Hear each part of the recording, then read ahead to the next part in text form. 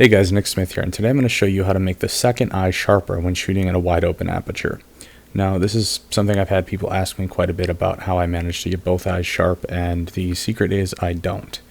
I kind of fake it in Photoshop a lot of the times. Unless it's perfectly on the right focal plane, you'll never have one eye as sharp as the other. There will always be one that is somewhat sharper. And our goal is to make it look just as sharp, because that kind of looks fake, but we want to make it look a little bit sharper than it really is.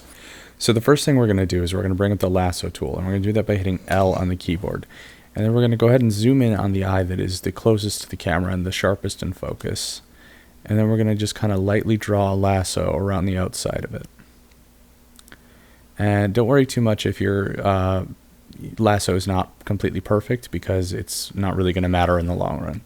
So then we're going to hit Control J to duplicate it. And what that does is, normally that duplicates the background layer, but because we selected with the lasso tool, it's only duplicating this. So then we're going to hold down Control, and that allows us to move this. And if you look, it's just a copy of that eye. So we're going to bring it on over to the second eye here. And then we're just going to kind of try to line it up. So there's the reflections right about there. So we're going to line it up like that. And now this is too large compared to the other one. So we're going to go ahead and hit Control T to bring up the transform dialog. If you're on Mac, it'll be Command T. And we're just going to kind of grab this and resize it a little bit. And we want to just play with this until it looks pretty close to the right size. So I'm going to confirm that for now. And then I'm going to hit E to bring up my eraser tool. And I'm going to increase the size a little bit. I'm going to paint just kind of roughly around the outside here. And this is just to soften that edge and get rid of that whiteness that we have on the outside. And I'm going to hit Command T again. Control T. I'm going to turn this just a little bit because the eye was a little off center. And we're going to go ahead and just tweak it a little bit more. And you want to play with this until it looks pretty good. So if I were to do that and toggle that on off. Now, as you'll see, it looks fake still. Like, yeah, we rotated a little bit so it's not identical to this. But one thing that looks off is the lighting. So what we're going to have to do is we're going to have to do a little bit of dodge and burn on this to make it, look like the hair is shadowing the eye the way it should. So we're going to create a new layer with Control-Alt-Shift-N, Command-Option-Shift-N if you're on Mac. Then we're going to hit Shift-F5 to bring up the fill dialog. And we're going to select 50% gray. By default, it'll probably be foreground, background color, or whatever your last used thing is. I use this a lot, so it's always on 50% gray for me. So we're going to hit OK. Then we're going to go to blending mode. I'm going to change it to soft light.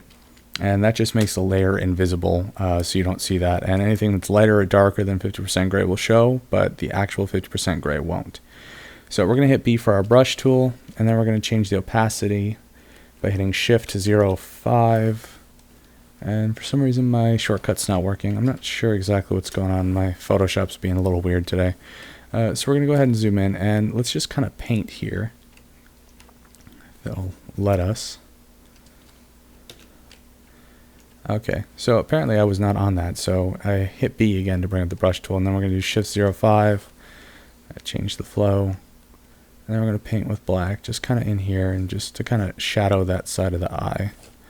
So if we toggle that on and off real quick, you can see it just kind of like darken up that area. Let's put a little more like that.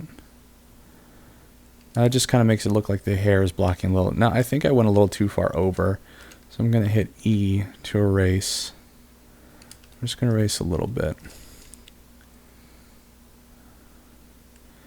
Now, if we toggle this on and off, you'll see that we have the eye definitely sharper, but it's almost too sharp. So what I want to do now is go back to this layer that has the eye on it, and then we're going to just lower the opacity down to like 70. Let's actually try 60. And that's just enough to bring some details back in there, but still look pretty natural. And let's go ahead and fade this, since now that we lowered that, it's starting to show some of the lighting from the other original layer. So let's lower the opacity of the dodge layer, dodge and burn layer, down to about 50. Okay, and then if we zoom back out, and we toggle this on and off, you'll see it didn't change too much, but it's just enough to kind of add that extra detail to it. And I don't use this all the time. sometimes it works really well and other times it doesn't work so well. I'm not 100% sold on the way this looks yet. So what we could do to kind of try to remedy that is we can play with this opacity a little bit more. Maybe something like 70. And I'm actually going to hit Control T again to bring up my transform, and I think we could tweak this just a little bit to make it a little better.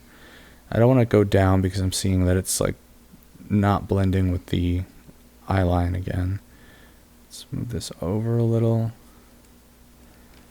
closer. Hit E, bring up the eraser. Let's just erase a little around the top there. Now that's larger. Now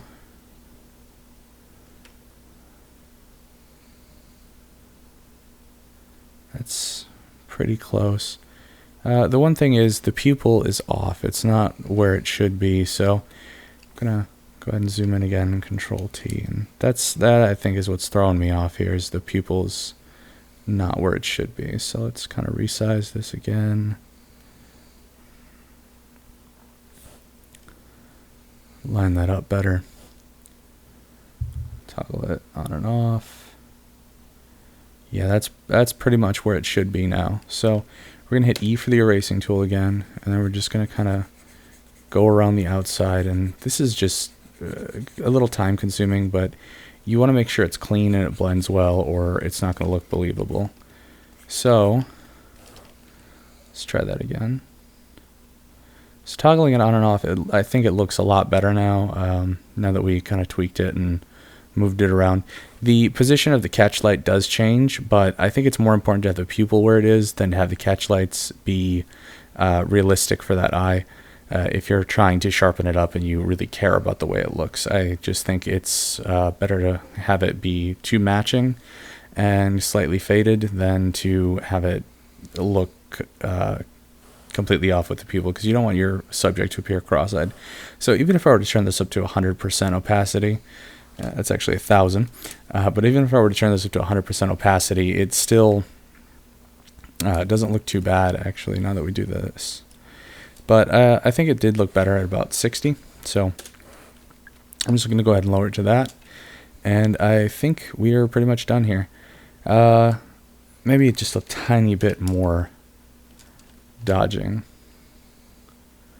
Let's go ahead and paint that just a little bit more. There we go. I think that's a good blend.